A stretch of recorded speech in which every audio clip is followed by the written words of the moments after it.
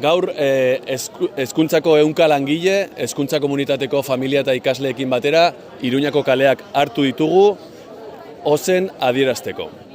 Jimeno kontseilariak ezin du bere karguan jarraitu egun bakar bat gehiago ere.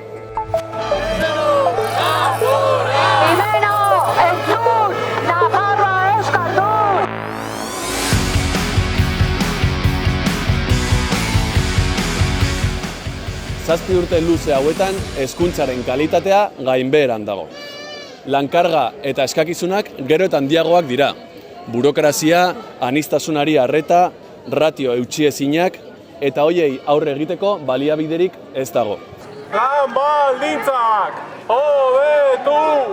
Nafarroako gizarteak, hezkuntza komunitatea zein sindikatuak entzun eta haiekin eseriko den eta negoziatuko duen kontseilaria behar du. Beste ezaugarri, beste izaera, beste profil bat izango duen kontseilaria behar du Nafarroako hezkuntza sistema.